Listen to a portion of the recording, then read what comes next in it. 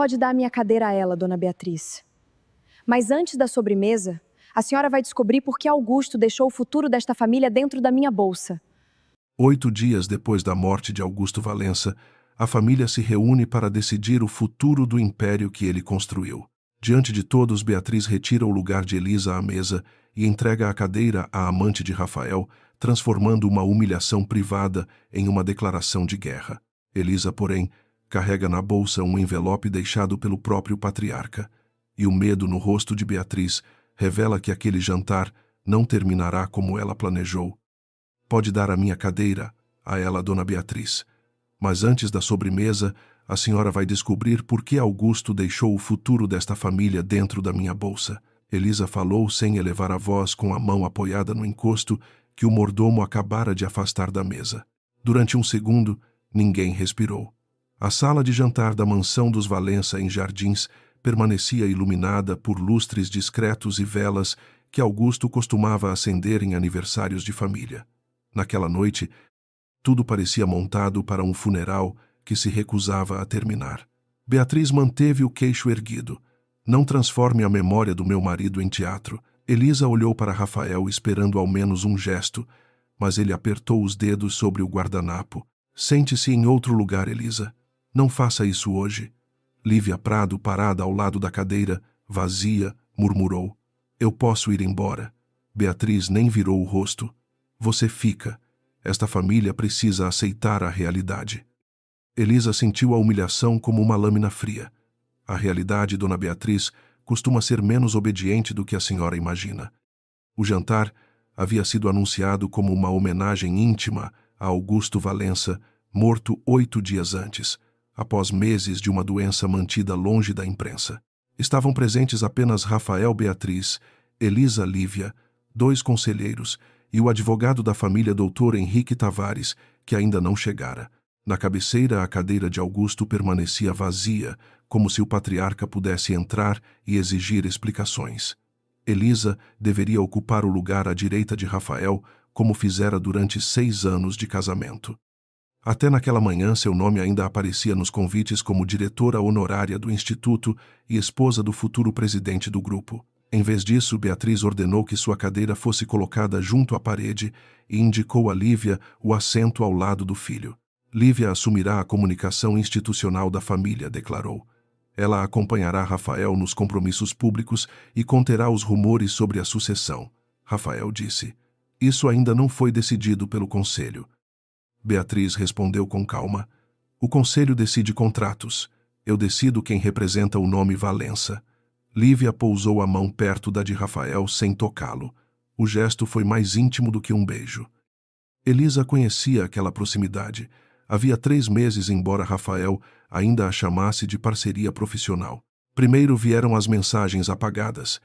Depois os jantares que terminavam tarde demais. Por fim, o perfume de Lívia no banco do passageiro. Elisa não o confrontara. Parte dela esperava que Rafael tivesse coragem de dizer a verdade sem ser arrastado até ela. Outra parte temia ouvir que tudo o que construíram fora apenas uma pausa entre a ambição dele e a mulher que combinava melhor com os salões da família. Agora, vendo Lívia ocupar sua cadeira, entendeu que a ausência de confissão também era uma escolha. Você sabia disso? Perguntou. Rafael levantou os olhos. Minha mãe decidiu a mesa. Não significa nada. Elisa respirou devagar. Uma cadeira nunca significa só uma cadeira nesta casa. Beatriz interveio. Não discutiremos casamento diante de pessoas de fora. Elisa olhou para Lívia. Curioso. A única pessoa de fora recebeu o meu lugar. Rafael fechou a expressão. Elisa chega. Foi então que ela colocou sobre a mesa a bolsa preta que Augusto lhe dera antes de ser internado pela última vez. O couro bateu na madeira com um som baixo, mas Beatriz empalideceu. Elisa conhecia os sinais daquela mulher. Aprendera a observar, luz nos almoços de domingo, nas festas beneficentes e nas reuniões em que Beatriz sorria para alguém enquanto decidia excluí-lo da família. Beatriz sorria quando queria ferir, baixava a voz quando estava prestes a ameaçar e tocava no anel de esmeralda quando sentia medo. Naquele instante, os dedos dela procuraram a pedra verde. Onde conseguiu essa bolsa? Elisa respondeu.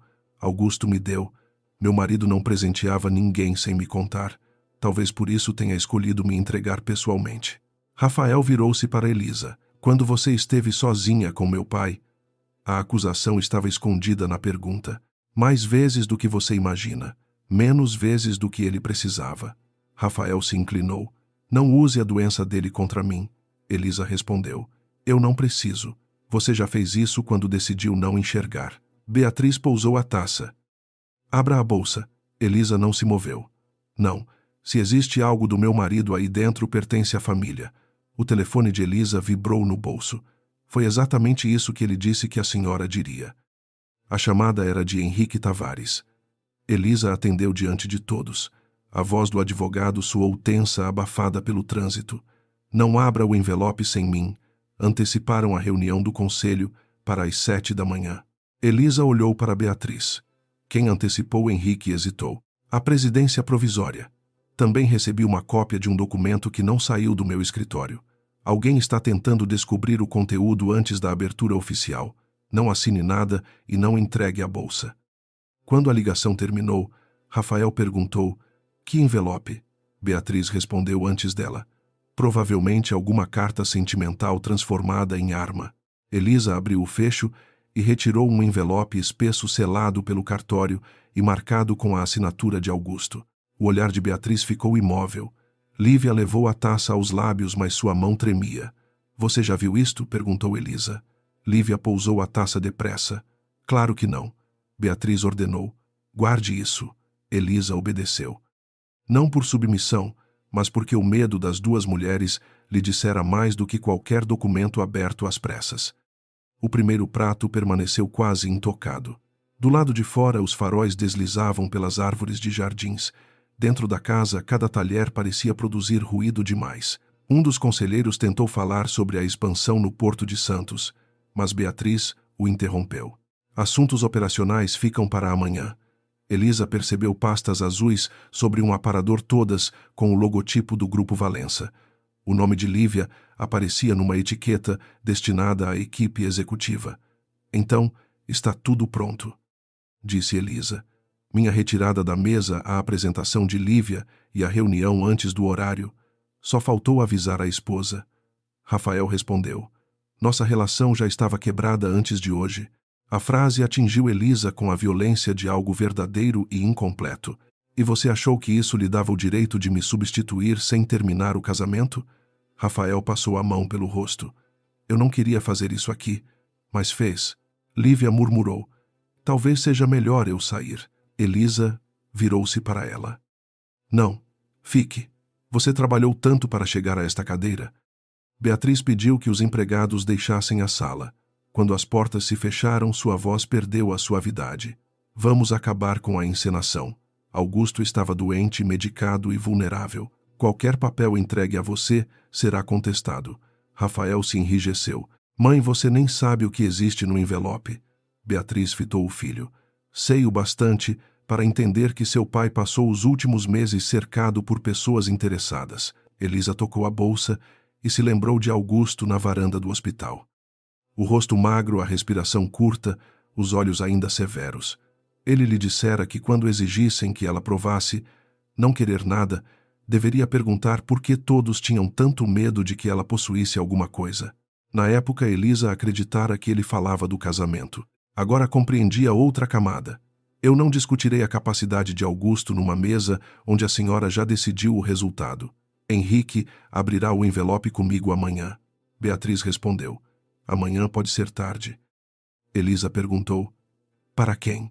O silêncio da sogra foi a primeira resposta honesta da noite. Rafael caminhou até a janela. A cidade refletia no vidro escuro, duplicando seu rosto. Elisa o vira encerrar contratos, demitir diretores e enfrentar concorrentes sem hesitar. Diante da mãe, porém, ele parecia o rapaz que aprendera a confundir obediência com lealdade. Por que meu pai confiaria algo a você e não a mim? Perguntou. Elisa ouviu a dor por trás da acusação. Talvez porque eu tenha aparecido quando ele chamou. Rafael virou-se. Eu estava trabalhando para salvar a empresa. Você estava em Brasília com Lívia na noite em que ele pediu para vê-lo. Lívia se levantou. Rafael protegia milhares de empregos. Elisa respondeu. E você protegia Rafael ou a posição que queria ao lado dele? Lívia endureceu. Pelo menos eu não me aproximei de um homem morrendo para garantir o futuro. Rafael não a interrompeu. Essa omissão doeu mais do que a frase. Elisa fechou a bolsa, pegou o casaco e disse: agora sei exatamente quem cada um escolheu proteger. Beatriz se colocou entre Elisa e a porta. Você não sai com algo que pertence aos Valença. Elisa parou diante dela. Meu sobrenome ainda é Valença, embora esta mesa tenha decidido esquecê-lo. Esse nome veio do meu filho. Veio de um casamento que seu filho não teve coragem de encerrar. Rafael deu um passo. Entregue o envelope ao Henrique quando ele chegar. Não o leve embora. Elisa o encarou. Você acredita que eu o roubei? Ele demorou 2 segundos para responder. Eu não sei no que acreditar. 2 segundos foram suficientes. Então acredite no que escolheu fazer esta noite. No hall, Elisa retirou a aliança. A marca clara em seu dedo parecia mais íntima do que qualquer fotografia daquele casamento. Colocou o anel ao lado de um retrato de Augusto com Rafael criança. Abriu a porta principal. Beatriz ordenou atrás dela: use a saída de serviço. Há fotógrafos na rua. Elisa virou apenas o rosto. A senhora já tirou minha cadeira. Não vai escolher a porta pela qual eu saio. Os flashes começaram antes que Elisa alcançasse os degraus. Perguntas atravessaram a grade sobre a separação Lívia e a herança de Augusto. Elisa caminhou até o carro solicitado por aplicativo, recusando o veículo da família. No banco traseiro, suas mãos começaram a tremer. Permitiu que uma lágrima caísse, apenas uma, e a limpou antes que o motorista perguntasse se estava bem. O telefone vibrou. Henrique enviara: não confie em nenhuma cópia entregue pela família. O original ficará sob custódia até amanhã. Logo depois surgiu uma mensagem de número desconhecido, com uma fotografia das pastas azuis e a frase: eles já sabem da cláusula sobre o Instituto Valença. Elisa ampliou a imagem e percebeu a assinatura de Rafael no canto de uma folha. Em seguida, encontrou sob o envelope um compartimento oculto na bolsa. Dentro, havia uma chave pequena e uma etiqueta escrita pela mão de Augusto antes do conselho: 1704. Enquanto o carro avançava pela Avenida Paulista, Elisa se lembrou da última frase de Augusto: o que destrói uma família não é a verdade, Elisa. É o preço que ela aceita pagar para escondê-la. Então entendeu que ele não lhe deixara apenas uma herança. Talvez tivesse deixado uma acusação. Antes das 7, ela entraria no escritório do 17º andar e descobriria o que todos estavam dispostos a esconder. Às 6h20 da manhã, Elisa entrou no edifício do Grupo Valença pela garagem reservada aos diretores. O segurança noturno a reconheceu, mas demorou um instante antes de liberar a catraca, como se já tivesse recebido ordens para desconfiar dela. O 17º andar estava quase todo apagado. Apenas a iluminação de emergência recortava o corredor de vidro e fazia São Paulo parecer uma cidade submersa sob seus pés. Elisa encontrou a sala 1704, no fim da ala administrativa, atrás de uma porta sem identificação. A pequena chave deixada por Augusto girou com facilidade.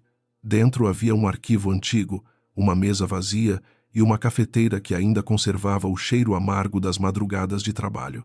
Sobre a mesa, uma pasta cinza carregava o nome do Instituto Valença. Elisa abriu a primeira página e encontrou sua própria assinatura ausente num relatório aprovado meses antes. No espaço reservado à diretora responsável, alguém escrevera que ela se recusara a assinar por conflito pessoal. Abaixo havia a assinatura digital de Rafael, autorizando a transferência de recursos para um fundo temporário. Elisa leu os valores 2 vezes. Quase 20 milhões de reais haviam saído do instituto destinado a bolsas de estudo e capacitação de filhos de funcionários. O dinheiro fora enviado para uma empresa ligada ao projeto de hotel no Rio de Janeiro. Ela fotografou cada página antes de ouvir passos no corredor. Escondeu o celular dentro do casaco e fechou a pasta. Rafael surgiu na porta, com a gravata ainda solta e o rosto marcado por uma noite sem sono.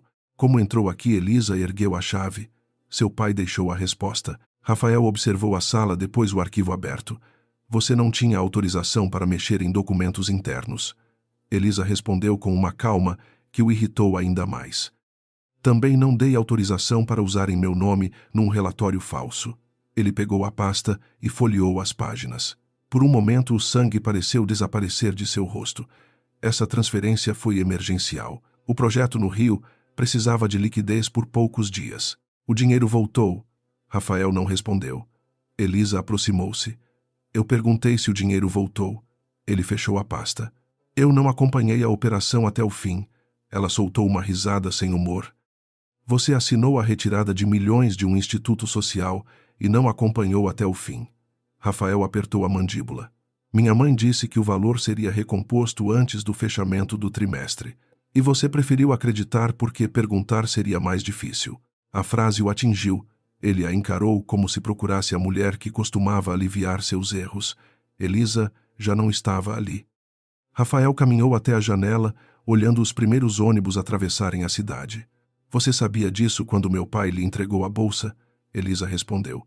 Eu sabia que havia algo errado. Não sabia que sua assinatura estava envolvida.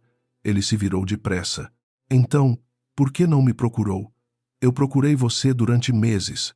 Você sempre estava em reunião em viagem ou no apartamento de Lívia. Rafael fechou os olhos por um segundo. Não use Lívia para misturar as coisas. Elisa sentiu o cansaço se transformar em lucidez. Foi você quem misturou tudo quando levou sua amante para dentro da empresa da família e do nosso casamento. Rafael não negou. Aquela ausência de defesa era quase uma confissão. Eu não planejei que chegasse a esse ponto, disse ele. Elisa respondeu. As pessoas sempre dizem isso depois de deixarem o ponto chegar sozinho. Antes que ele falasse novamente, o elevador se abriu. Beatriz entrou acompanhada de Lívia e de 2 homens da segurança patrimonial. Sua expressão endureceu ao encontrar Elisa dentro da sala. Eu sabia que você tentaria invadir os arquivos antes da abertura do testamento. Elisa levantou a chave. Augusto me convidou. Beatriz olhou para Rafael. Retire essa mulher daqui. Rafael pela primeira vez não obedeceu imediatamente. Henrique Tavares chegou poucos minutos depois e exigiu que todos fossem para a sala de reuniões do escritório jurídico instalado no mesmo edifício. O advogado carregava uma pasta lacrada e evitava olhar diretamente para Beatriz. Às 7 em ponto, diante de Elisa, Rafael, Beatriz e 2 representantes do conselho, ele rompeu o selo do documento. O testamento de Augusto Valença não transfere o controle definitivo do Grupo Valença a nenhuma pessoa presente nesta sala, começou. Beatriz relaxou os ombros por um instante. Henrique continuou. Entretanto, ele determina a suspensão temporária de qualquer venda relevante, fusão, distribuição extraordinária ou alteração de controle até a conclusão de uma auditoria independente. Rafael perguntou. Quem solicitou essa auditoria? Henrique olhou para Elisa, o próprio Augusto, e nomeou Elisa Nogueira Valença como responsável por supervisionar o cumprimento de suas disposições. Beatriz bateu a mão na mesa. Isso é absurdo. Ela não pertence ao quadro executivo, Henrique respondeu. A nomeação não depende do cargo atual dela. Lívia perguntou. Que autoridade prática isso lhe dá? O advogado passou os olhos pelo texto. Ela poderá vetar temporariamente decisões que coloquem em risco o patrimônio destinado aos funcionários ao Instituto e as obrigações trabalhistas do grupo. Elisa ouviu sem sentir triunfo. A palavra responsabilidade pesava mais do que poder. Henrique prosseguiu e explicou que Augusto deixara a ela uma participação patrimonial capaz de influenciar o voto familiar durante a auditoria. Mas havia uma condição. Se Elisa utilizasse essa posição para obter benefício pessoal indevido, favorecer empresas próprias, negociar vantagens de divórcio ou retaliar integrantes da família, a participação seria transferida automaticamente para uma fundação independente. Beatriz sorriu pela primeira vez naquela manhã. Então meu marido sabia exatamente quem ela era. Elisa manteve os olhos no advogado. Existe alguma proibição contra tornar públicos os resultados da auditoria?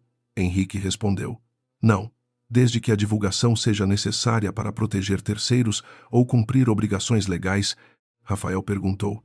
E se ela decidir paralisar a empresa por vingança? Elisa virou-se para ele.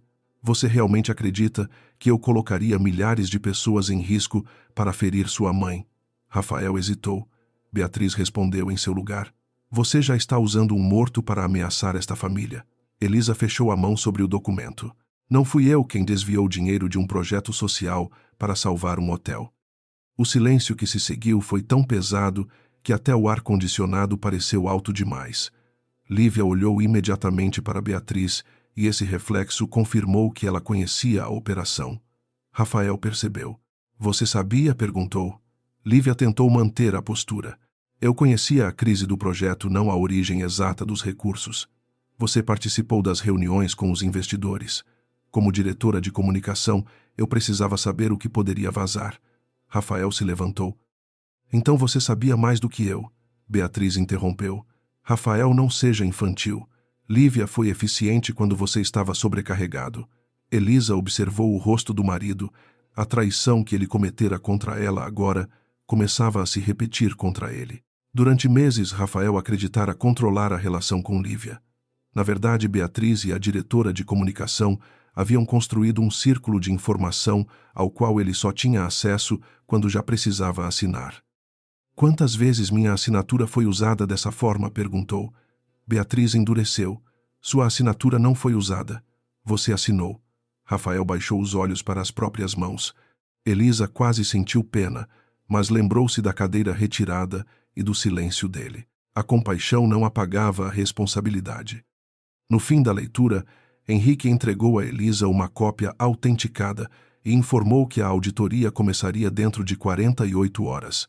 Beatriz pediu que os demais saíssem. Quando a porta se fechou, ela colocou uma segunda pasta diante de Elisa. Dentro, havia uma proposta de divórcio, um apartamento em Ipanema, uma quantia suficiente para que Elisa nunca mais precisasse trabalhar e a manutenção vitalícia de seu nome como patrona honorária do Instituto. Assine. Renuncie à supervisão e deixe o país por 6 meses, disse Beatriz. Quando voltar, tudo estará resolvido. Elisa passou os olhos pelas páginas. Resolvido para quem? Para todos. O grupo preserva empregos, você preserva sua reputação, e Rafael segue com a vida dele. Elisa olhou para o marido. Foi você quem pediu isso? Rafael respondeu. Eu não sabia da proposta. Beatriz continuou. Não seja ingênua. A imprensa já recebeu informações sobre sua proximidade com Augusto. Em 2 dias, transformarão você numa oportunista que seduziu um homem doente. Elisa fechou a pasta. A senhora preparou a campanha antes mesmo de saber o conteúdo do testamento. Beatriz não negou. Eu me preparei para proteger minha família. Elisa empurrou a proposta de volta. Então comece protegendo-a da senhora. Rafael seguiu Elisa até o corredor. Espere. Ela continuou andando em direção ao elevador. Não tenho mais nada para discutir. Ele segurou a porta antes que se fechasse. Você sabia que meu pai desconfiava de mim? Elisa respondeu. Ele não desconfiava apenas de você. Desconfiava do sistema inteiro que vocês construíram. Rafael entrou no elevador. A cabine desceu lentamente, cercada pelas fachadas de vidro da Faria Lima. Por que ele escolheu você? Perguntou. Elisa apertou o documento contra o peito. Talvez porque eu tenha dito não quando todos esperavam que eu ficasse calada. Rafael a encarou. Que relatório você se recusou a assinar? O mesmo em que alguém escreveu que minha recusa era pessoal. Por que não me contou? Elisa respirou fundo. Eu tentei. Naquela noite você disse que precisava viajar com Lívia para Brasília. Quando voltou, passou 2 dias sem dormir em casa. Rafael desviou o olhar. Nada disso justifica você esconder uma conversa com meu pai. E nada justifica você me pedir transparência enquanto vivia uma mentira. As portas se abriram no térreo. Rafael não saiu. Elisa deu um passo para fora e disse: Você não perdeu meu amor hoje. Perdeu o direito de usá-lo, como prova da sua inocência. Ao meio-dia, a notícia sobre o testamento já circulava entre jornalistas de negócios. Alguém divulgara apenas a parte que mencionava Elisa como supervisora temporária, omitindo as condições e a auditoria. As manchetes sugeriam que a viúva do herdeiro havia tomado o controle do império durante o luto, embora Elisa ainda fosse casada com Rafael e não tivesse assumido qualquer cargo. O telefone dela não parava. Antigos conhecidos pediam entrevistas. Aliados de Beatriz enviavam mensagens fingindo preocupação e funcionários do instituto perguntavam se os programas seriam cancelados. Elisa recusou todos os convites e foi diretamente ao pequeno escritório do Instituto Valença, instalado numa área menos luxuosa do centro de São Paulo. Lá encontrou caixas de projetos interrompidos e uma lista de jovens que poderiam perder bolsas de capacitação. Uma funcionária chamada Márcia explicou que os repasses estavam atrasados havia 2 meses. Disseram que era uma falha bancária, contou. Elisa folheou os nomes e sentiu a raiva ganhar uma direção concreta. Aquilo não era apenas uma guerra de família. Havia pessoas reais pagando pela covardia deles. Ela ligou para Henrique. Quero bloquear qualquer novo uso do dinheiro do Instituto. O advogado alertou que a medida provocaria conflito imediato. Elisa respondeu. O conflito já existe, só estava escondido. No fim da tarde, Rafael apareceu no Instituto sem assessores. Encontrou Elisa sentada entre caixas, revisando contratos antigos com Márcia. Pela primeira vez em muitos anos, ele parecia deslocado num lugar onde seu sobrenome não produzia reverência. Minha mãe convocou uma reunião extraordinária para amanhã, disse. Ela quer questionar sua capacidade de supervisionar a auditoria. Elisa continuou lendo. Ela pode tentar. Rafael colocou sobre a mesa uma cópia da autorização que assinara. O documento que recebi dizia que o dinheiro viria de uma reserva operacional. A página sobre o Instituto não estava anexada. Elisa ergueu os olhos. Você está dizendo que foi enganado. Estou dizendo que assinei sem verificar porque confiei nela. Isso não melhora muito. Rafael assentiu. Eu sei. A honestidade inesperada abriu uma pequena fissura na raiva de Elisa, mas ela se recusou a confundi-la com mudança. Ele continuou. Quero saber a verdade. Elisa fechou a pasta. Então pare de perguntar o que fizeram com você e comece a perguntar o que você permitiu que fizessem com os outros. Rafael recebeu a frase em silêncio. Antes de sair, disse que não apoiaria a remoção dela sem ler todos os documentos. Elisa respondeu, não faça isso por mim. Faça porque finalmente entendeu que sua assinatura tem consequências. Quando ficou sozinha, Elisa abriu novamente a bolsa de Augusto. Sob o compartimento onde encontrara a chave, havia uma dobra quase invisível no forro. Dentro, descobriu um cartão de memória e um bilhete curto. A verdade não está apenas nos números.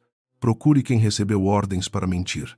No verso, havia 3 iniciais, L, B e R. Elisa reconheceu Lívia, Beatriz e Rafael. Seu peito apertou.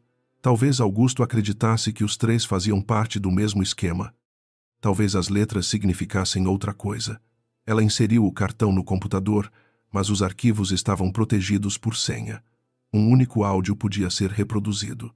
A voz cansada de Augusto encheu a sala vazia. Elisa, se você estiver ouvindo isto, é porque eles já tentaram comprar o seu silêncio. Não aceite, mas também não cometa o erro de achar que todos mentiram pelo mesmo motivo. O áudio terminou. Elisa permaneceu imóvel diante da tela. Pela primeira vez desde a leitura do testamento, percebeu que a maior ameaça talvez não fosse descobrir quem havia traído Augusto. Era descobrir por que Rafael ainda aparecia entre as pessoas que ele não conseguira perdoar. Às 7h15 da manhã, o nome de Elisa já ocupava portais de negócios, programas de televisão e redes sociais. Uma fotografia dela saindo da mansão Valença, com a bolsa preta, aparecia sob títulos que sugeriam ambição e oportunismo. Nenhuma matéria mencionava o desvio de recursos do Instituto, nenhuma explicava a condição que a impedia de lucrar pessoalmente. Alguém entregara aos jornalistas uma versão amputada da verdade. Márcia entrou no escritório do Instituto Valença segurando o celular e disse que 3 empresas parceiras haviam suspendido os repasses. 180 jovens perderiam as bolsas de formação profissional no mês seguinte. Eles não estão atacando apenas a mim, disse Elisa. Estão usando essas pessoas para me obrigar a recuar. Henrique, por chamada de vídeo, aconselhou cautela. Se responder agora, Beatriz dirá que você está travando uma guerra pública durante o luto. Elisa encarou a fotografia de Augusto na parede. Ela já começou a guerra. Só escolheu civis como escudo. Henrique pediu autorização para divulgar um comunicado limitado. Elisa recusou. Primeiro queria saber quem vazara o testamento e por que o cartão de Augusto citava 3 pessoas que pareciam mentir por motivos diferentes. No edifício da Faria Lima, Rafael encontrou a própria equipe reunida sem ele. Lívia projetava um plano de contenção de danos, enquanto Beatriz ocupava a cadeira central. A narrativa precisa ser simples, dizia Lívia. Elisa se aproximou de Augusto durante a doença. Recebeu poderes incomuns e agora ameaça a estabilidade do grupo. Rafael fechou a porta com força. Essa narrativa é falsa. Beatriz ergueu os olhos.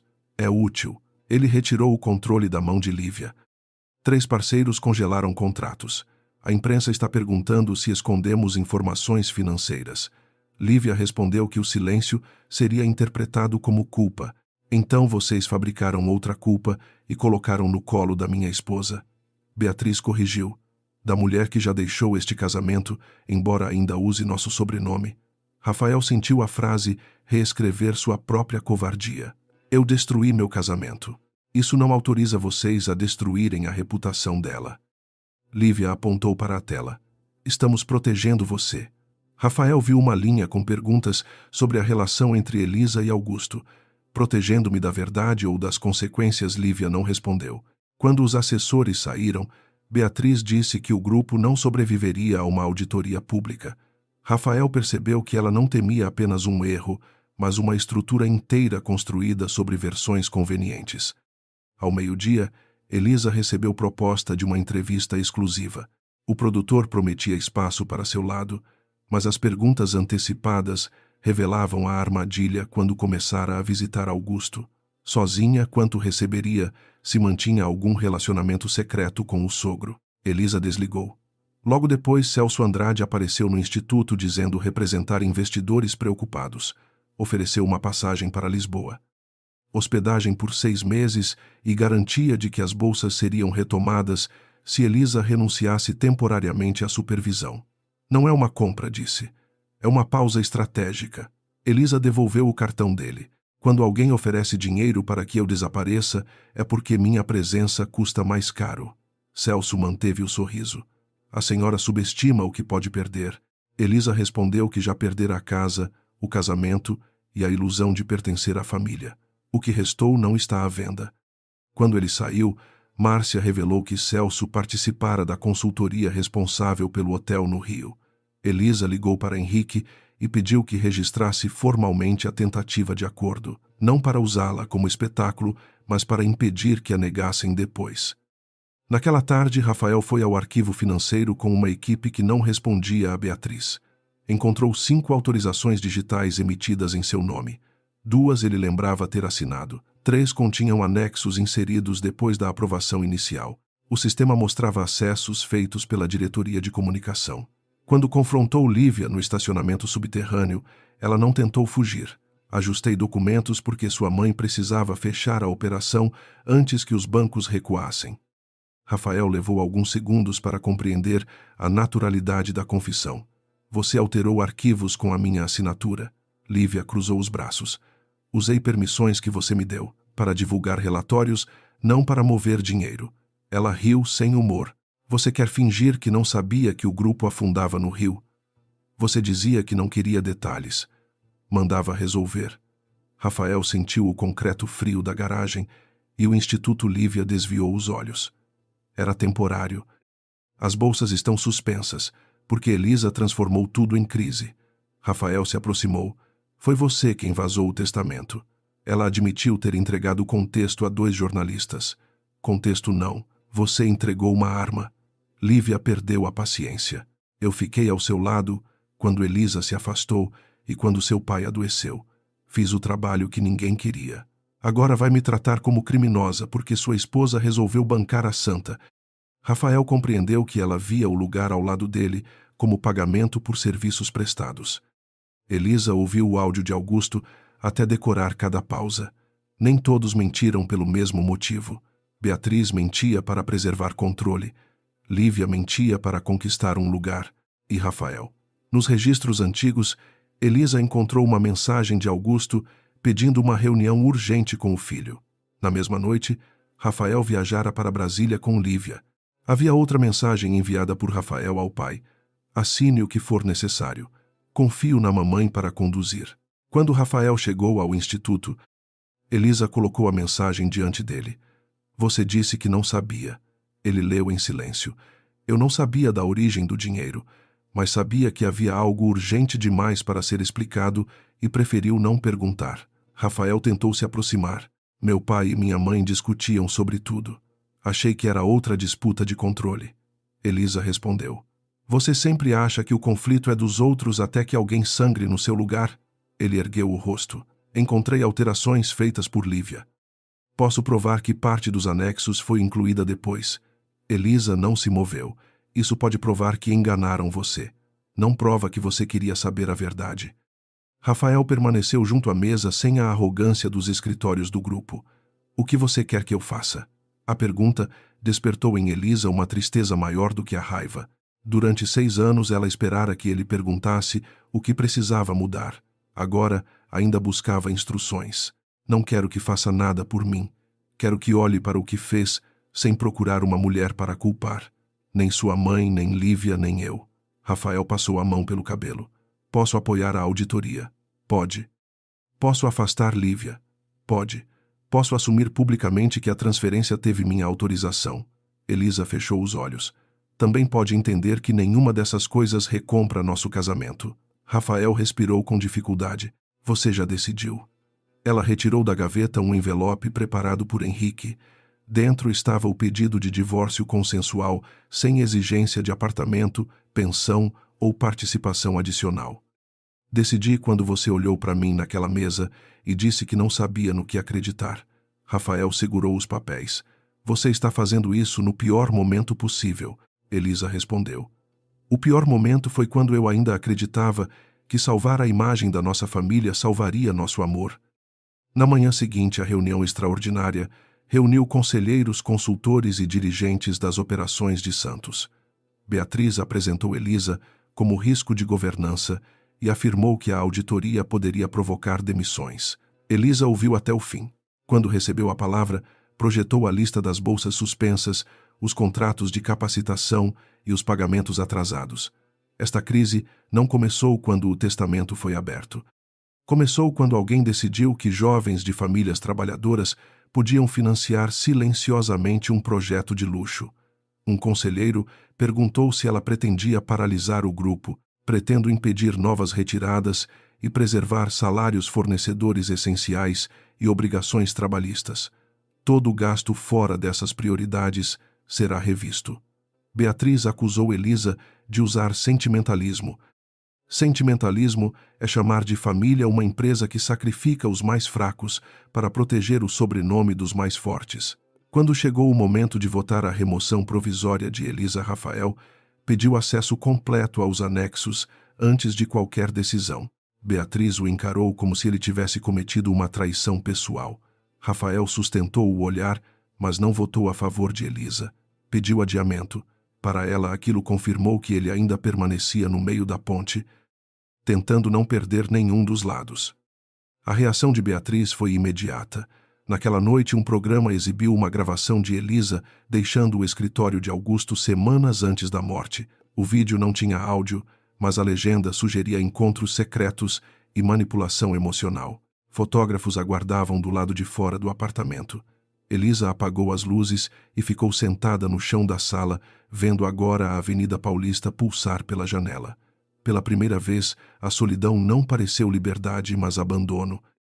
Márcia avisou que os jovens do instituto preparavam uma carta de apoio, porém, Elisa pediu que não os expusessem. Rafael ligou 11 vezes. Na 12ª ela atendeu. O vídeo saiu do arquivo da mansão, disse ele. Minha mãe autorizou. Elisa respondeu. Eu imaginei. Vou desmentir. Desmentir o quê?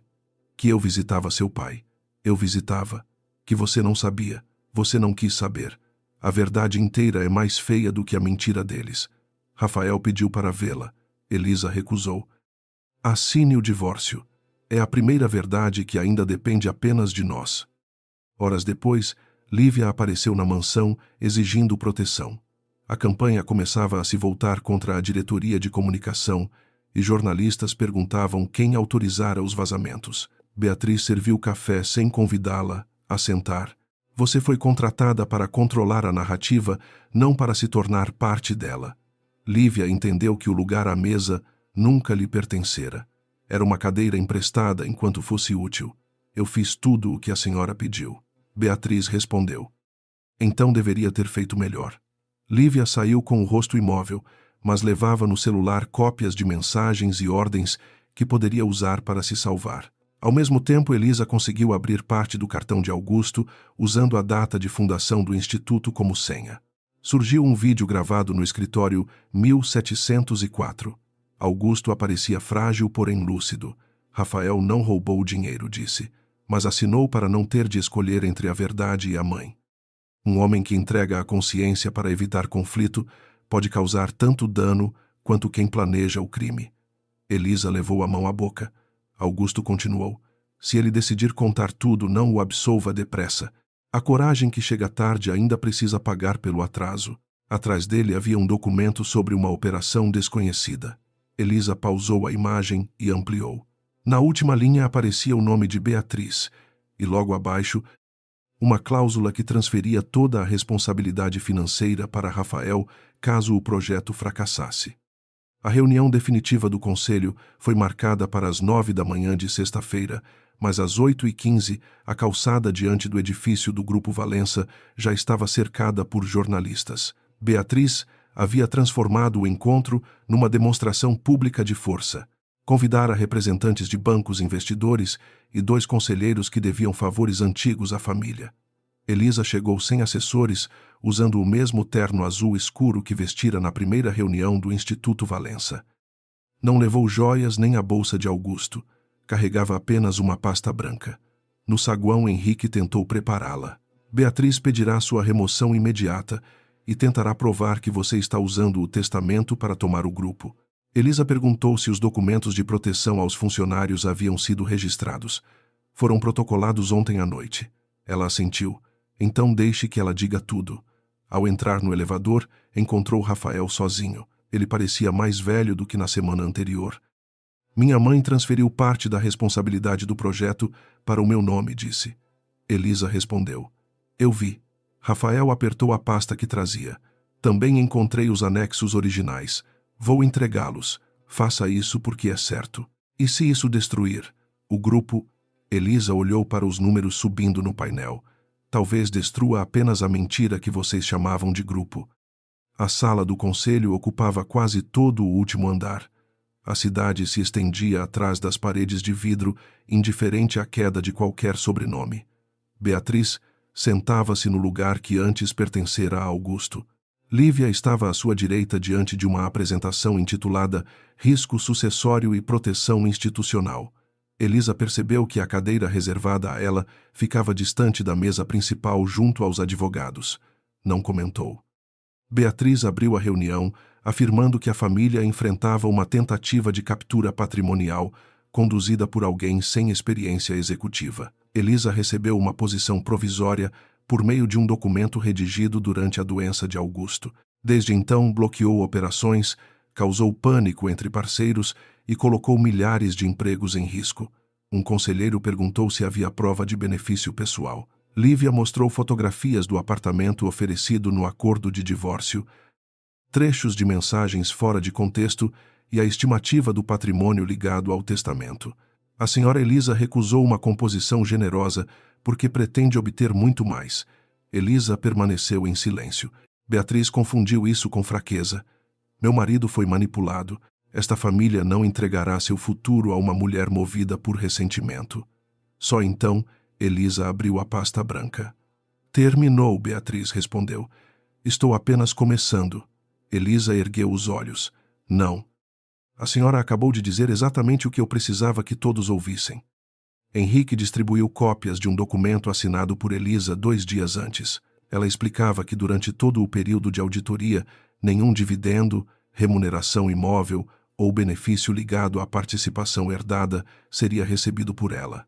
Os valores seriam depositados numa conta protegida destinada exclusivamente a salários bolsas do Instituto, fornecedores essenciais e obrigações trabalhistas. Elisa também renunciava ao direito de negociar sua posição em troca de vantagens no divórcio. O silêncio mudou de natureza. Um conselheiro perguntou se a decisão poderia ser revogada. Henrique respondeu que Elisa a tornara irrevogável até a conclusão da auditoria. Beatriz folheou as páginas com as mãos tensas. Isso é uma manobra para parecer virtuosa, Elisa respondeu. Talvez. Mas é uma manobra que impede que eu lucre. A sua apresentação inteira depende da ideia de que quero enriquecer. Agora precisamos falar do que a senhora tentou esconder. Lívia disse que a renúncia não anulava o risco de gestão. Elisa pediu que ela mostrasse a origem dos documentos usados na campanha. Foram obtidos por canais internos. Quais canais? Fontes protegidas. Elisa empurrou uma cópia da proposta de divórcio sobre a mesa. As imagens divulgadas à imprensa vieram desta pasta, que só estava com Dona Beatriz Rafael e os advogados dela. Beatriz tentou encerrar o assunto, mas Elisa pediu a leitura do último adendo do testamento. Henrique abriu o envelope original e anunciou que Augusto registrara uma justificativa para a escolha da supervisora. Augusto afirmava que não entregava poder a Elisa por afeto, gratidão ou proximidade familiar. Escolhera aquela que se recusara a assinar um relatório falso, mesmo sabendo que seria acusada de ingratidão. O adendo dizia que o futuro do Grupo Valença deveria ser guardado por alguém capaz de perder um lugar à mesa antes de comprar esse lugar com o silêncio. Rafael baixou a cabeça. Elisa sentiu a frase retornar à noite em que sua cadeira fora retirada. Beatriz chamou o texto de delírio moral de um homem doente. Henrique apresentou os laudos e registros que confirmavam a capacidade de Augusto no período da assinatura. A validade já foi verificada. Beatriz olhou para Rafael. Diga alguma coisa.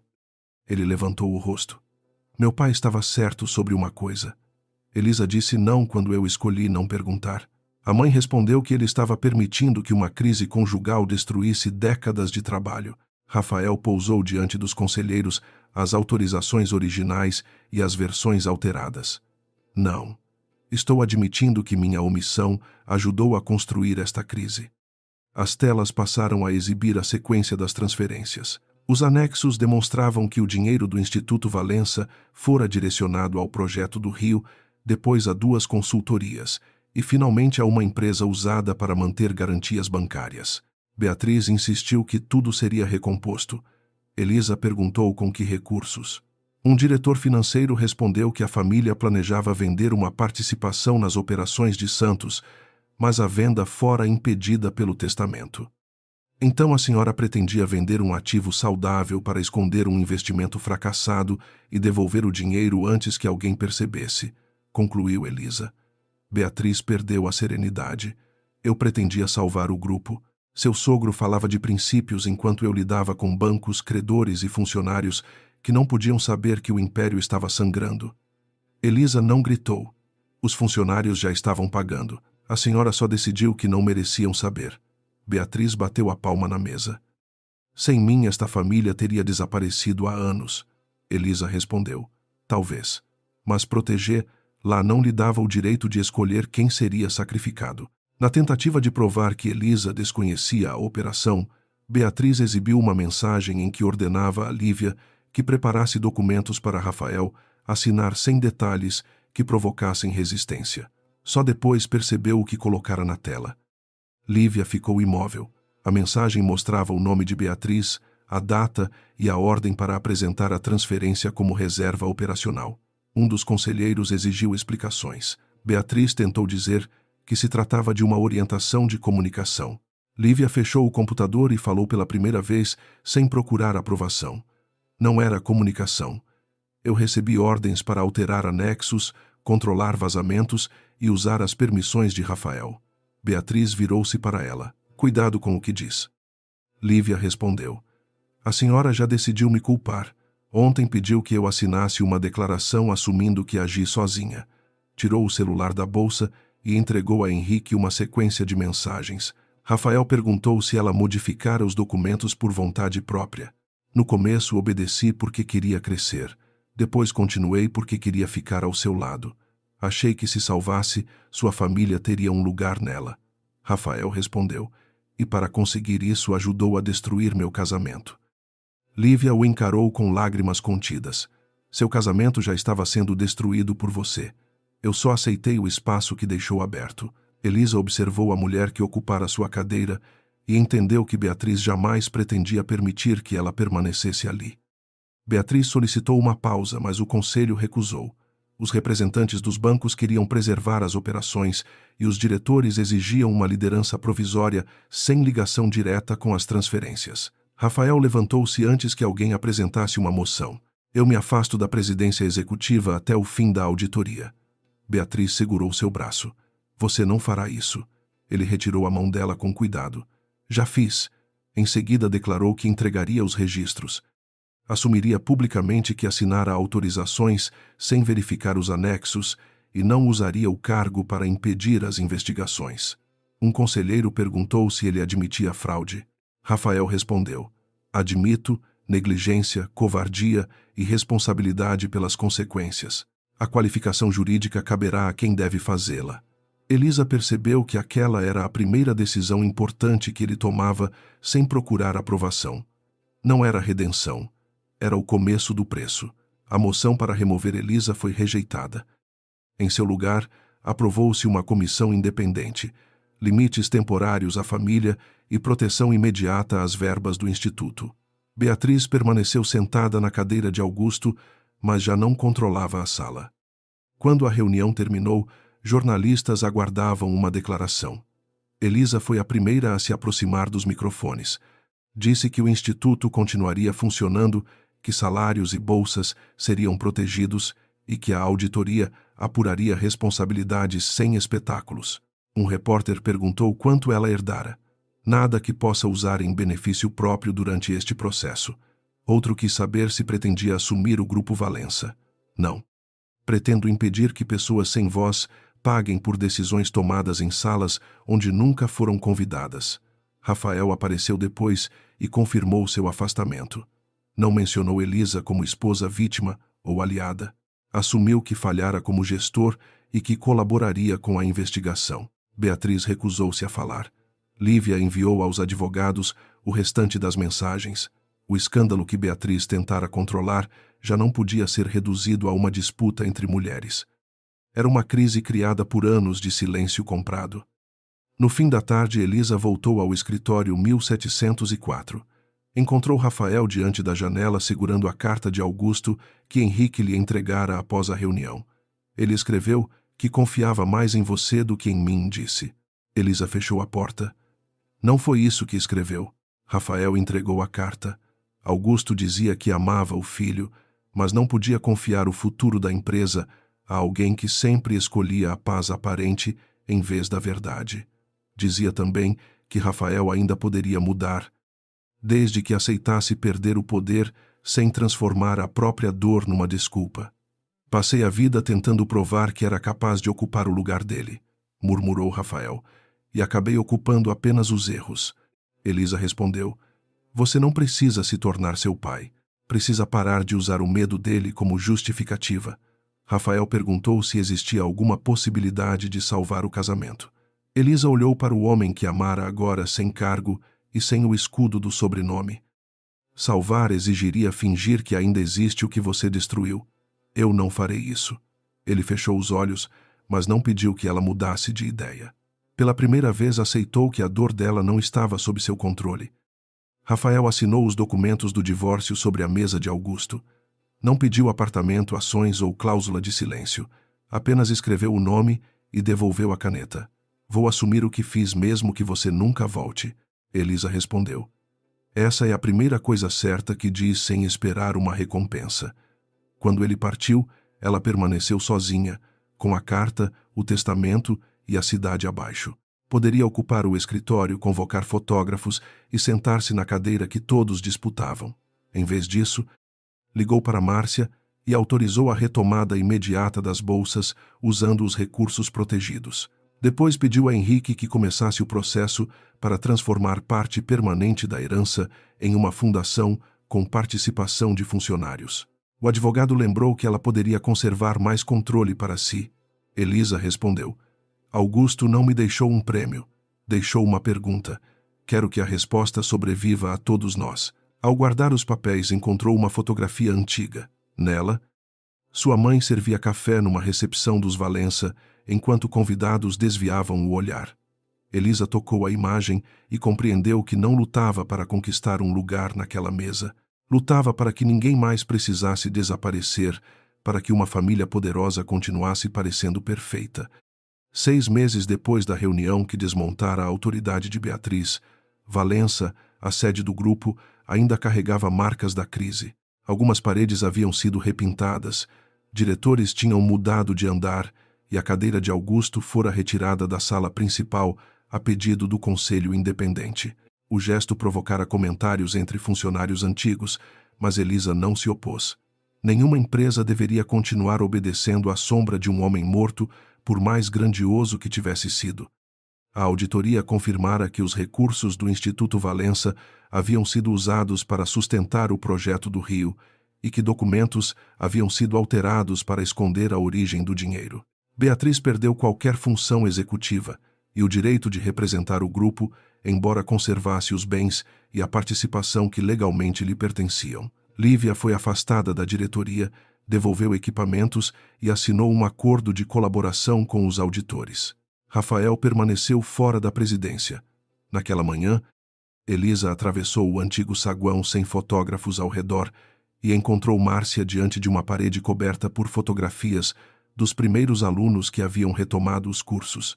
As bolsas de Santos foram renovadas, disse Márcia, sorrindo. Elisa tocou uma das imagens. Então valeu a pena. Pela primeira vez pronunciou a frase sem precisar convencer a si mesma. A Fundação Horizonte Valença, criada com parte dos rendimentos protegidos pelo testamento, funcionava num prédio claro, próximo ao centro de São Paulo, longe do mármore da mansão e das salas fechadas da Faria Lima. O conselho da fundação incluía professores representantes dos funcionários ex-bolsistas e apenas um membro da família. Elisa recusara a presidência vitalícia e aceitara um mandato limitado. Para muitos conselheiros do grupo, aquela decisão parecia incompreensível. Poderia ter acumulado autoridade, escolhido aliados e controlado a sucessão. Em vez disso, criara regras que um dia também limitariam seu próprio poder. Henrique perguntou se ela tinha certeza antes da assinatura final. Tenho. Se tudo depender do caráter de uma pessoa, basta uma pessoa errada para destruir tudo outra vez. Na inauguração, Elisa não falou sobre a família Valença. Contou a história de sua mãe que servia café em recepções onde poucos sabiam seu nome. E explicou que dignidade não deveria ser uma recompensa concedida pelos ricos. Ao final, jovens de bairros diferentes de São Paulo, Santos e Campinas ocuparam as primeiras fileiras. Nenhum deles sabia que a mulher diante do microfone fora expulsa simbolicamente de uma mesa meses antes. Para Elisa, isso era uma vitória maior do que qualquer manchete. Rafael trabalhava temporariamente na operação logística de Santos. O conselho poderia tê-lo afastado por completo, mas os auditores concluíram que ele não recebera dinheiro nem planejara as transferências. Ainda assim, sua negligência fora registrada e ele aceitou a suspensão sem recorrer. Trocara o escritório panorâmico por uma sala simples perto do porto, onde os ruídos de contêineres e caminhões não permitiam abstrações elegantes. Nos primeiros dias tentou resolver tudo com ordens rápidas. Um supervisor chamado Jonas o interrompeu diante da equipe. Aqui uma assinatura errada não vira apenas um problema no relatório. Vira turno dobrado, atraso de salário e comida faltando em casa. Rafael não respondeu com autoridade. Pediu que Jonas explicasse o processo inteiro. Pouco a pouco aprendeu a verificar documentos, ouvir trabalhadores e admitir quando não sabia. Também começou terapia, algo que antes teria chamado de exposição desnecessária. Nas sessões, percebeu que passara a vida chamando medo de responsabilidade. Escreveu várias mensagens para Elisa e apagou todas. O acordo de divórcio estava concluído. Ela não lhe devia consolo, resposta ou acompanhamento da mudança que ele finalmente começava a fazer. Beatriz continuava na mansão de Jardins, cercada por móveis, obras de arte e um silêncio que nenhum empregado ousava quebrar. Os antigos aliados deixaram de telefonar quando entenderam que ela não voltaria ao comando. Alguns a responsabilizavam pela crise, outros simplesmente não viam mais utilidade em agradá-la. A solidão a ofendia porque revelava o quanto de sua influência dependia do medo. Elisa foi visitá-la uma única vez a pedido de Henrique. para tratar da transferência de documentos pessoais de Augusto. Beatriz recebeu a ex-nora na mesma sala de jantar onde retirara sua cadeira. A mesa estava vazia. Veio contemplar sua vitória, perguntou. Elisa colocou uma caixa sobre o aparador. Vim devolver cartas que pertencem à senhora. Beatriz não tocou na caixa. Você tirou meu filho, minha posição e o legado do meu marido. Elisa respondeu com serenidade. Rafael fez as próprias escolhas. Sua posição foi retirada pelo conselho. E o legado de Augusto não era a senhora. Beatriz apertou o anel de esmeralda. Você acha que fez diferente de mim porque distribuiu dinheiro e sorriu para funcionários? Elisa olhou para a cadeira vazia. Fiz diferente quando aceitei perder poder para que ninguém dependesse da minha bondade antes de sair, acrescentou. A senhora ainda pode decidir quem será sem uma família inteira obrigada a obedecer. Beatriz não respondeu. Mas pela primeira vez não tentou impedir que Elisa escolhesse a porta. Lívia deixou São Paulo por alguns meses e voltou sem cargo, assessoria ou convites para eventos. Nenhuma investigação a absolveu completamente, mas sua colaboração impediu consequências mais severas. Ela procurou Elisa num café discreto perto da Avenida Paulista. Estava diferente, sem roupas calculadas para transmitir poder, embora ainda conservasse a postura de quem temia parecer fraca. Não vim pedir perdão, disse. Não saberia o que fazer se você me desse. Elisa respondeu que perdão não era um documento para encerrar responsabilidade. Lívia admitiu ter vazado informações, alterado anexos e usado o relacionamento com Rafael como prova de que finalmente havia deixado de ser invisível. Minha mãe limpava apartamentos de pessoas que nem olhavam para ela. Passei a vida jurando que ninguém faria isso comigo. Elisa percebeu a semelhança dolorosa entre as duas. Ambas haviam crescido vendo mulheres ignoradas. A diferença estava no que escolheram fazer com aquela ferida.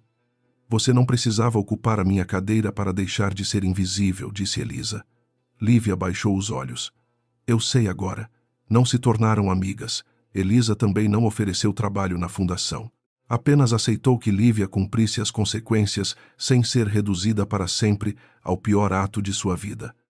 14 meses após o divórcio, Rafael voltou a São Paulo para apresentar ao conselho um plano de reestruturação das operações de Santos. Não pediu a presidência. Propôs que nenhum membro da família pudesse acumular poder executivo e controle do conselho ao mesmo tempo. A medida diminuía as chances de ele próprio recuperar a autoridade que tivera. Quando a proposta foi aprovada, Henrique informou Elisa, mas ela não entrou em contato.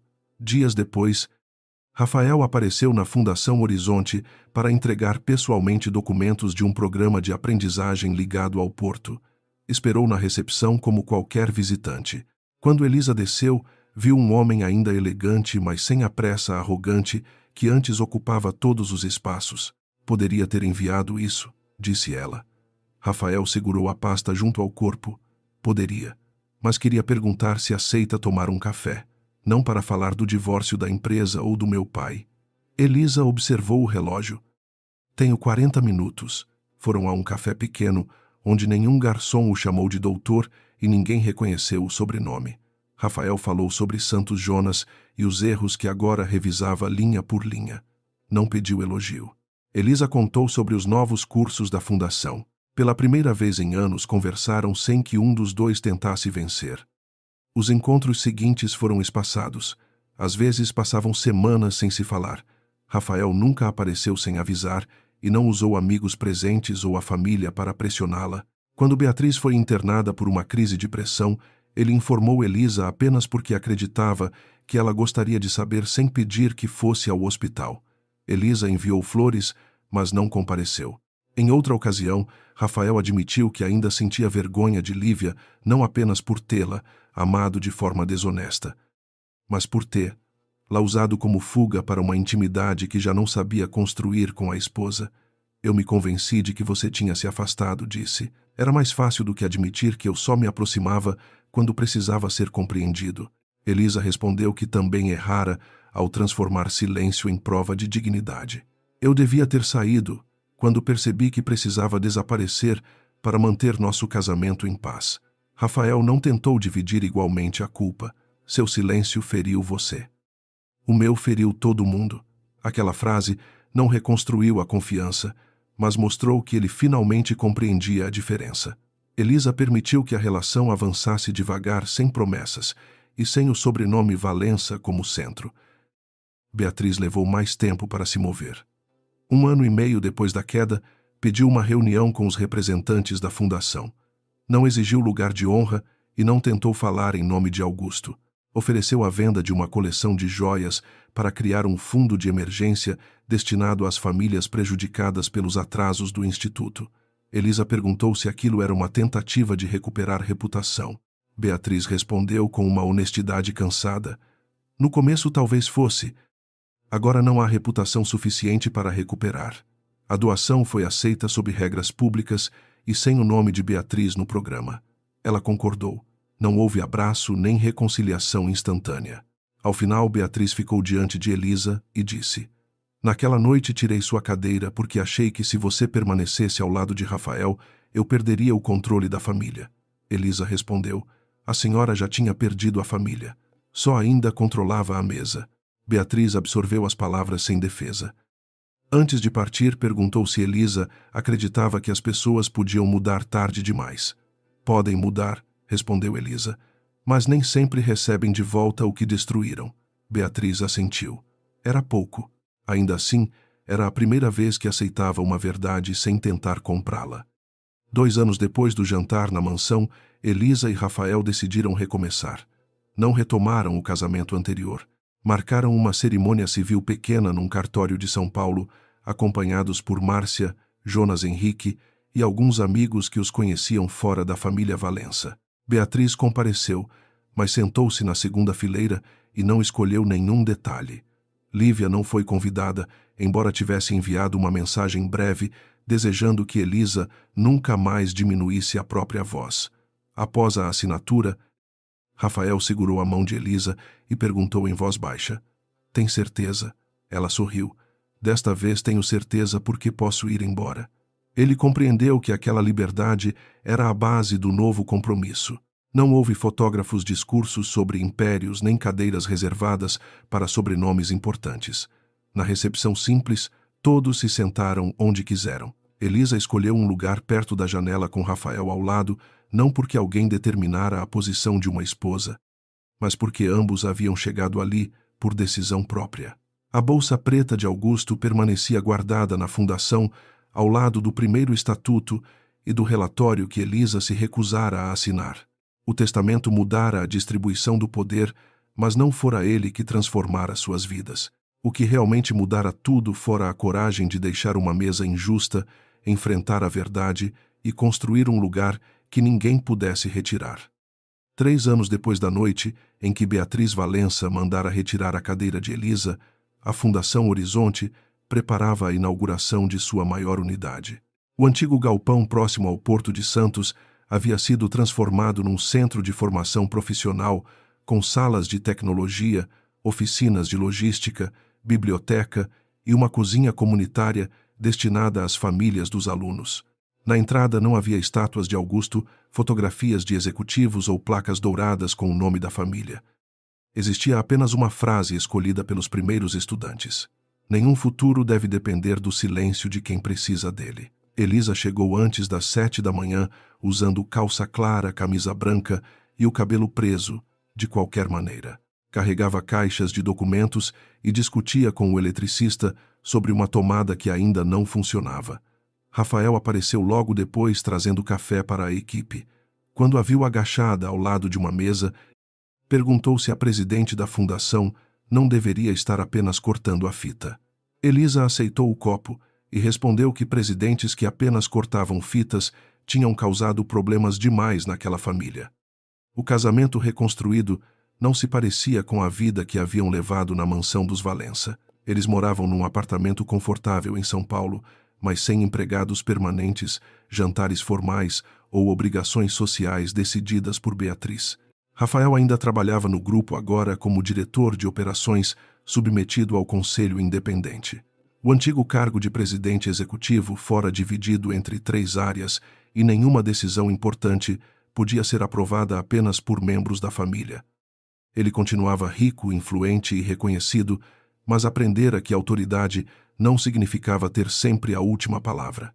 Em casa, Elisa também não permitia que o passado fosse usado como chantagem. Quando discutiam, ela não mencionava Lívia para vencer uma discussão, e Rafael não transformava sua culpa num pedido de consolo.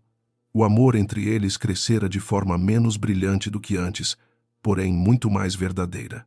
Era feito de horários respeitados, perguntas respondidas, senhas que ninguém precisava exigir e da liberdade de discordar sem que um dos dois ameaçasse desaparecer. Naquela manhã, Rafael percebeu que Elisa estava inquieta. Ela conferia repetidamente a lista de convidados e olhava para a entrada principal. "Você está esperando alguém?", disse. Elisa fingiu revisar os nomes. "Estou esperando centenas de pessoas." Ele tomou a prancheta de suas mãos. "Está esperando minha mãe." Elisa respirou fundo. Beatriz confirmara a presença uma semana antes, mas não respondia às mensagens desde a noite anterior, aos 65 anos. Ela vivia sozinha num apartamento menor depois de vender a mansão de Jardins. Parte do dinheiro fora usada para reparar prejuízos ligados ao instituto. O restante permanecia sob sua administração. Beatriz ainda falava com cuidado excessivo. Vestia-se como se qualquer encontro fosse uma reunião de conselho e tinha dificuldade em pedir ajuda. A diferença era que agora ninguém era obrigado a obedecer. Ela participava de um grupo de apoio para mulheres idosas que haviam dedicado a vida à identidade dos maridos e, embora nunca admitisse gostar, não faltava às reuniões. Elisa perguntou a Rafael se Beatriz poderia ter desistido por vergonha. Ele respondeu que a mãe ainda confundia vergonha com dignidade, mas estava tentando aprender. Beatriz chegou 20 minutos antes da cerimônia. Não veio num carro oficial, nem acompanhada por assessor. Desceu de um táxi segurando uma pequena caixa de madeira. Vestia um conjunto azul escuro e o mesmo anel de esmeralda que costumava tocar quando sentia medo. Elisa a recebeu perto da porta. Achei que não viria. Beatriz respondeu que também achara isso até entrar no carro. Rafael se aproximou, beijou o rosto da mãe e perguntou sobre a caixa. "É algo que pertence à fundação." Elisa não abriu imediatamente. Conduziu Beatriz pelo centro mostrando as oficinas e as salas cheias de jovens. Em uma delas, um instrutor explicava como organizar cargas sem comprometer a segurança dos trabalhadores. Em outra, mães que haviam interrompido os estudos aprendiam gestão financeira básica. Beatriz observava tudo em silêncio. Quando passaram pela cozinha, uma funcionária chamada Rosângela ofereceu café. Beatriz recebeu a xícara com as duas mãos e perguntou seu nome. Elisa percebeu o gesto.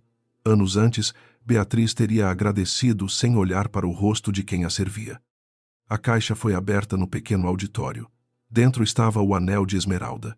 Beatriz colocou-o sobre a mesa e disse que queria doá-lo para um leilão destinado ao fundo emergencial dos alunos. Rafael Francio atesta. A joia pertencera à avó dele e sempre representara a posição da mulher mais poderosa da família. "Você tem certeza?", perguntou. Beatriz respondeu que durante décadas acreditara que o anel provava que tinha um lugar. Na verdade, ele só me lembrava que eu precisava defender esse lugar o tempo todo. Elisa não tocou na joia. "A senhora não precisa entregar tudo o que possui para provar que mudou." Beatriz sustentou seu olhar. "Não estou pagando por perdão. Sei que perdão comprado é apenas outra forma de controle. Quero que algo que me ensinou a ter medo de ser substituída ajude pessoas que nunca tiveram a chance de ocupar lugar algum." Elisa finalmente fechou a caixa e prometeu que a doação seria registrada sem privilégios. Beatriz assentiu. Ela não buscava mais uma placa com seu nome. Pouco antes do início da cerimônia, uma mulher apareceu na recepção pedindo para falar com Elisa. Era Lívia Prado. O cabelo estava mais curto e sua elegância já não parecia uma armadura. Depois de deixar o Grupo Valença, ela trabalhara para pequenas empresas e reconstruíra a carreira longe dos círculos que antes desejava dominar.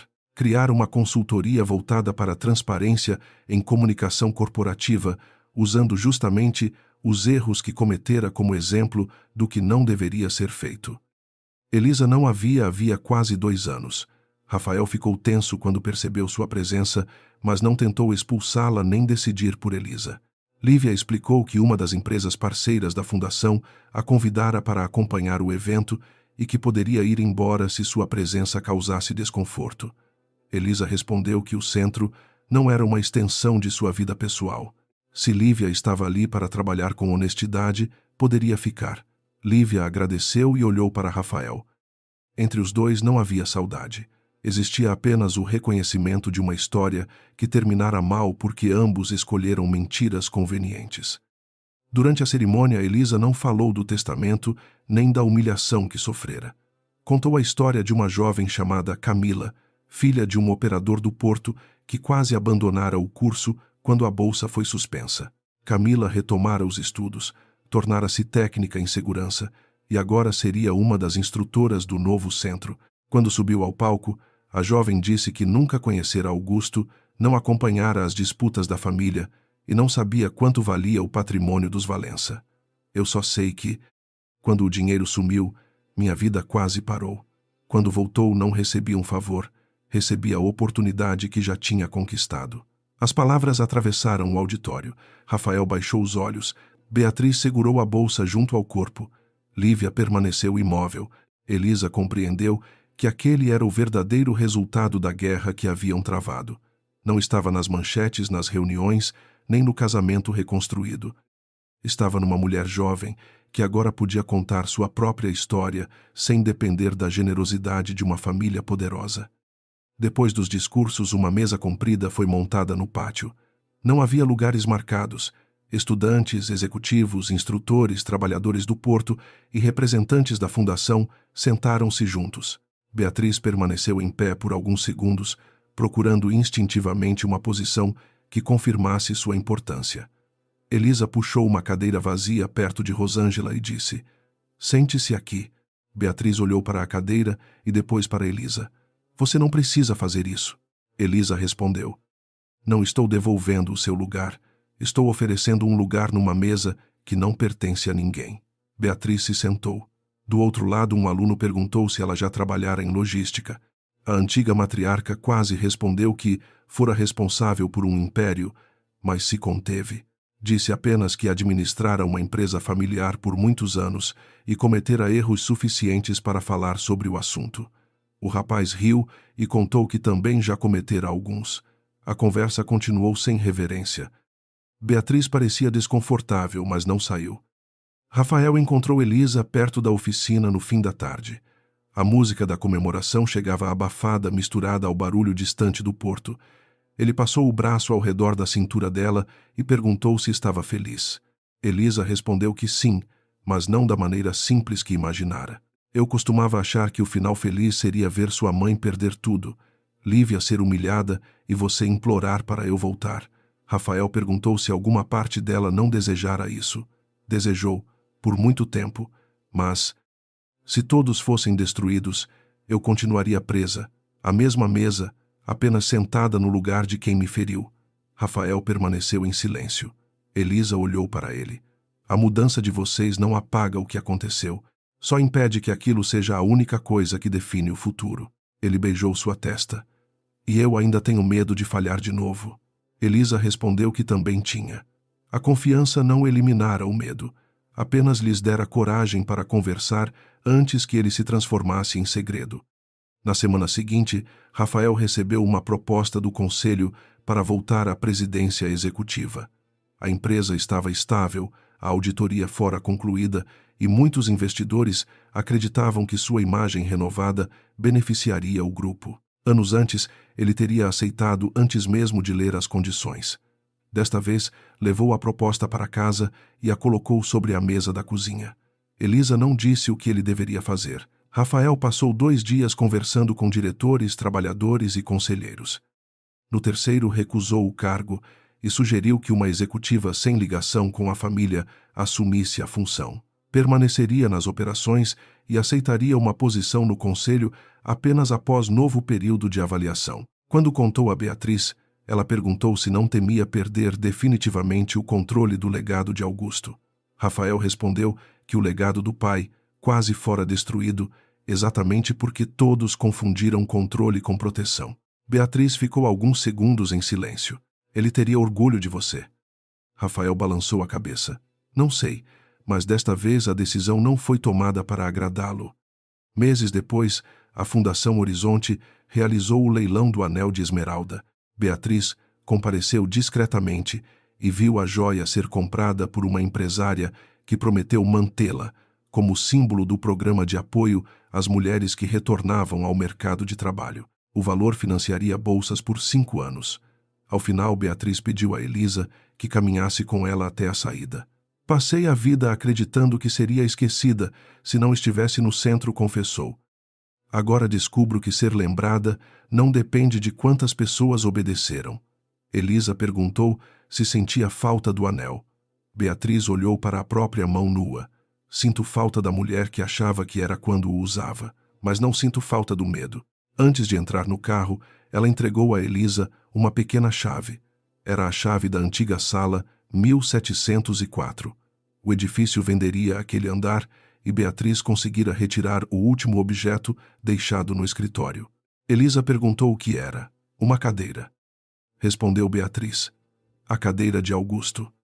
Elisa e Rafael foram juntos ao depósito onde o móvel estava guardado. Era pesado, de madeira escura com braços largos e marcas do tempo. Rafael perguntou se ela queria levá-lo para a fundação. Elisa passou a mão pelo encosto e se lembrou das discussões do testamento e da voz de Augusto dizendo que a verdade não destruía famílias. Não respondeu. Esta cadeira já decidiu demais. Eles chamaram um artesão e pediram que a madeira fosse reaproveitada. Semanas depois, o material retornou transformado em 6 bancos simples colocados no jardim do centro de Santos. Não havia placa explicando a origem. Crianças, trabalhadores e alunos sentavam-se ali para conversar, descansar e esperar as aulas. Ninguém sabia que aqueles bancos tinham sido feitos com a cadeira mais poderosa do antigo Império Valença. Numa tarde de domingo, Elisa observou Beatriz dividindo um dos bancos com Camila, enquanto Rafael ajudava alunos a organizar uma feira de empregos. Lívia conversava com representantes de uma empresa sobre comunicação responsável.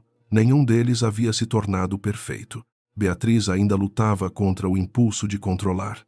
Rafael ainda precisava vigiar a tendência de fugir de conflitos.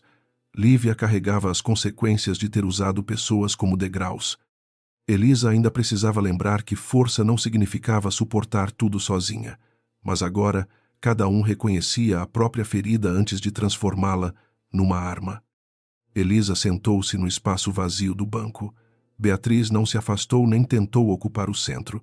Apenas perguntou se ela queria café. Elisa aceitou. Ao redor delas, vozes diferentes se misturavam sem cerimônia. A antiga cadeira de poder agora sustentava várias pessoas ao mesmo tempo, e talvez aquele fosse o destino mais digno para qualquer legado, deixar de elevar uma única pessoa para oferecer descanso, apoio e espaço a muitas outras.